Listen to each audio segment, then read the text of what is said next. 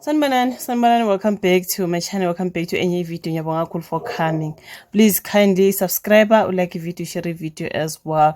Please do like my videos, guys. Kumahala like my video, there are no charges at all. No subscribe kumahala bafit no do video we share to somebody.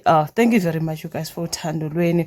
We're almost there at 10,000 subscribers, so please do continue subscriber ukuze ke sishaye ke loya 10,000 subscribers mark. Okay, so ngiyabonga kakhulu ngothando lakho as the channel is growing. Thank you very much. So on this particular video asiqhubekeni ke si review uthando nesithembu season 8 bekune family trip esibonile ke umbaba uMsamsele kwihambile ke namakhosikazi akhe amathathu bekuhamba uMangwabe, uMakhumalo noMayeni.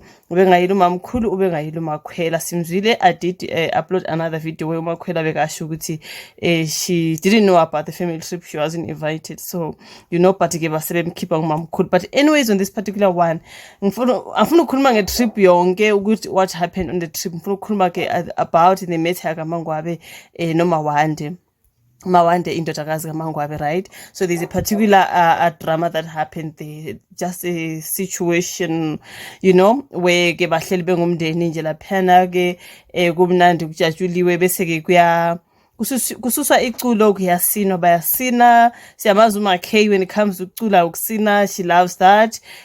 So ke ngathi bebesukuma one by one. I don't think it was a matter of force ukuthi sukuma usine. I think ubusukuma nje sibonile ke who is this chat loga okamama Macele ngiyamkhohle igama lakhe. Usukumile Nkosi yami nje waphakamisa inyawo wasina wenza kahle, and then ke kwase kuphakama uMawande, and then Mawande laphana mezo dance akhe. I think she's a very shy person.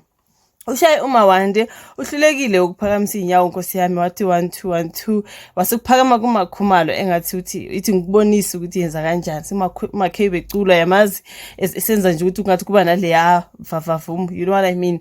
So uyaphakama kuMaKay ukuyombonisa ukuthi bona asenze, So at that particular moment ke manje uMaKay sicela kwakho ukuthi ungathi uyambonisa senze ikhona into kuMawande yenzekile nje, she just broke down and cried, you know what I mean. So I think uma wakhe uyamazi. I would like to say uMangwabe uyayazi ingane yakhe bafowethu, wazile mhlambe vele kusengazela ukukhala or something, but ngoba ushilo wathi uyakwazi yena ukusina. Simzile kuma-diary sessions uyasho ukuthi uMawande uyakwazi ukusina, so angazi manje ukuthi ukhalelani ngoba uyakwazi ukusina, it's not like akakwazi. I think the main problem anayo ngamahloni, and then uma seshaye uyakhala, you know what I mean. So yenzekile ke laphana ke wavele waphathwa amahloni waseyakhala.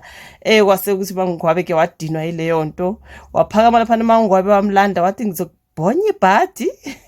Uthi Mangwabe ngizokubhonya ibhadi into kanjalo. Seqhubeka kambuzo ukuthi ukhalelani. So obviously ngwavele uyakhala kanampendulo etheni, yabona, but uphendule mase bembuza ukuthi ufuna ukolala yini, wathi cha uhlala phansi ke mangafuna ukulala and yeke kusenzela idrama into kanjalo. So into ngisho ukuthi abantu ke based on that particular situation that happened between uMangwabe nendodakazi yakhe, ngiyabona inkundla zokuxhumana abantu bekhuluma ukuthi uMangwabe she's a bad mom.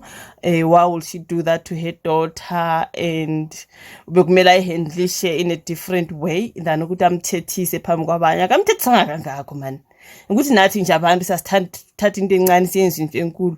Akamthethanga, umlande nje wathi ngizokubhonya ibhadi, right? And then wasahlala phansi. So eqhubeka ukumbuza nje ukuthi yini inkinga yakho, ubona bekhala abanye abantwana, so why wena ukhalelani, yini into ekhalisayo, usibona sikhala, something like that nje, ukumkhuza umntwana ukuthi mosa ukutetema. I mean it's not like bekunabanye abantu bakweminye imizi guys ukuthi Mangwabe sengaze ehluleke ukukhuza umntwana. I think if there was a stranger wezibemthathile wajikela naye ngale ukuthi hayi Mawande, so why are you crying just because uyafuna ukusina or awukwazi, do you have to cry? But ngoba kuyifamily uvele wamthethisa nje ngoba kukhona ubani, kukhona impumelelo, kukhona usine, kukhona lezi ezinye ingane uthando nobani. It's just themselves ku kids ongawo ukuthi uma ufuna ukumkhuza umntwana ufuna umthetha hayi wena yeke ukwenze kanjalo. It's not like there's a stranger, it's just family. So angiboni mina into eyenza ukuthi manje sibese sithi Mangwabe she's a bad mom.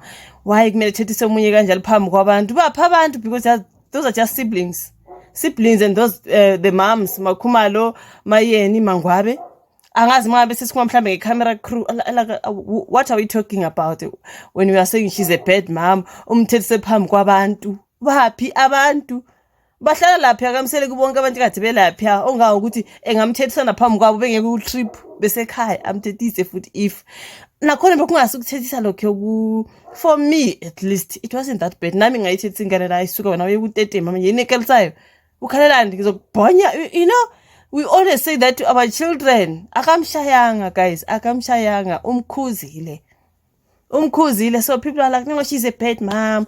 She should have handled the situation better. She's supposed to be soft to her children.